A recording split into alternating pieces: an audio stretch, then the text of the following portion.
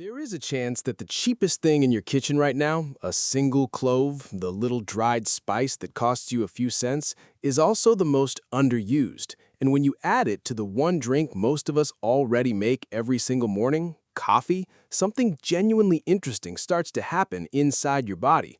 Not magic, not a miracle cure, but something that real, published research can actually explain. And most people drinking coffee every day have no idea it's even possible. Now, let me be honest with you up front, because that matters here. I'm not a doctor. Nothing in this video is medical advice, and none of this replaces what your own physician tells you. What I'm going to do instead is walk you through what the science actually says about coffee and clove, what's solid, what's promising, and what's overhyped online, so you can decide for yourself. Because the internet is full of people in white coats promising you the world, I'd rather just show you the studies. So if you're someone who drinks coffee anyway, stick with me, because by the end of this, you'll understand why the way most people prepare their coffee may be quietly throwing away half the benefit. Here's where it starts. Coffee is not just caffeine, it's actually one of the richest sources of polyphenols in the average Western diet, and the star polyphenol in coffee is something called chlorogenic acid. This compound has been studied for years, and the findings are consistent enough to take seriously. In a controlled trial published back in 2007, coffee enriched with chlorogenic acid reduced glucose absorption in healthy volunteers by roughly 7% compared to a control. 7% doesn't sound dramatic, but for a daily habit, that's the kind of small, repeated effect that adds up. Other research has linked chlorogenic acid to increased production of GLP-1, a hormone involved in blood sugar regulation, the same pathway, interestingly, that some modern medications target. And that brings us to the clove. A clove is one of the richest natural sources on the planet of a compound called eugenol. Depending on the source, eugenol can make up anywhere from 45 to 90% of clove's essential oil. No common kitchen spice is more concentrated in it. And eugenol is genuinely interesting because in laboratory studies, it acts on the same enzyme pathway, the COX pathway, that anti-inflammatory drugs like ibuprofen work on. Now, here I have to be careful because you'll see videos online claiming clove is stronger than ibuprofen. The honest version is more modest. Eugenol works on a similar mechanism and early research is promising, but it is not a proven replacement for medication, and most of this work is still in the lab, not in large human trials. So why combine the two? Because chlorogenic acid and eugenol act on different but complementary systems, one nudging blood sugar handling, the other targeting inflammation. They're not a proven super formula, and anyone telling you 1 + 1 suddenly equals 10 is selling you something. But pairing two well-studied compounds in a drink you're making anyway is a low-cost, low-risk thing to try, and that's really the whole appeal here. Before I show you exactly how to prepare it, because there is a right way and a wrong way, let me ask a quick favor. If you're finding this useful, take 1 second to subscribe. This channel is built on giving you the honest, evidence-based version of these health trends, not the hype, and your subscription is genuinely what keeps that going. All right, let's get into it.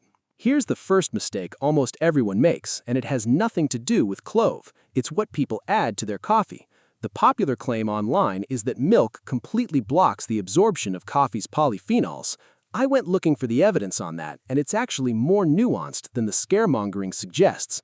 Yes, milk proteins like casein do bind to coffee polyphenols, but several studies show that this binding can actually protect and stabilize those polyphenols, rather than simply destroy them. And some research even points to an anti-inflammatory benefit from the interaction. So the honest takeaway isn't milk ruins your coffee, it's that the effect of milk is mixed and still debated. What's far less debated is sugar. Loading your coffee with sugar and syrup turns a low-calorie, polyphenol-rich drink into dessert, and that part is worth taking seriously, especially if blood sugar is something you care about. Now, the clove itself. Where coffee mainly brings polyphenols, clove brings a long traditional reputation as a digestive aid. In both Ayurvedic and traditional Chinese medicine, clove has been used for centuries as a carminative. That simply means something thought to ease gas and bloating. Modern evidence here is still early and the human trials are small, so I won't overpromise, but the traditional use is real and the direction of the early research is encouraging. Pair that with coffee, which is well known to stimulate the digestive system, and you have a morning drink that a lot of people simply find sits well with them. Then there's the liver, and this is one of the most solid findings in the whole coffee story. A meta-analysis pooling multiple studies found that regular coffee drinkers had around 35% lower odds of significant liver fibrosis, with the sweet spot landing somewhere around 2 to 3 cups a day. Coffee is genuinely one of the most liver-friendly drinks we've studied, and that's not a fringe claim. It's repeated across a lot of research. And on the metabolism side, caffeine has a measurable thermogenic effect. Controlled studies show it can raise your resting metabolic rate by roughly 3 to 8% for a couple of hours after you drink it. It's not a weight loss shortcut, and the effect is modest, but it's real and it's well documented. So that's the honest picture. Blood sugar handling, inflammation pathways, digestion, liver protection, a small metabolic bump, none of it a miracle, all of it grounded. Now, how do you actually make it, and why does preparation matter so much? The key thing to understand is that a clove is a hard, dense spice. If you just drop a whole clove into an already brewed cup, you get a faint aroma and very little else, because the eugenol needs heat or crushing to be released. So here's the better method. Take 3 whole cloves, not powder, and simmer them gently in about 1.5 cups of water for around 5 minutes. You don't want a hard, prolonged boil, because eugenol is heat-sensitive and overcooking can degrade it. Strain out the cloves and use that infused water to brew your coffee exactly the way you normally do. Drip, French press, pod, whatever you use. That's it. 1 cup, once a day, ideally in the morning. If you're short on time, a quicker version is to crush a single clove, drop it into your freshly brewed black coffee, and let it steep for a few minutes. Less potent, but better than nothing. And now the most important part of this entire video, the part the hype channels skip. Who should not do this? If you take blood thinners like warfarin or high-dose aspirin, you need to talk to your doctor first, and this is not optional. Eugenol has a documented anti-platelet effect, meaning it can mildly thin the blood, and it can interact with those medications and increase bleeding risk. Likewise, if you have active gastritis, an ulcer, or severe acid reflux, coffee itself may not agree with you, and a clove won't change that. For most healthy people, a clove in your coffee is a small, low-risk experiment, but most people isn't everyone, and knowing the difference is what separates honest information from a sales pitch. So here's where that leaves you. None of this is a miracle, and anyone promising you one in 15 minutes is not being straight with you.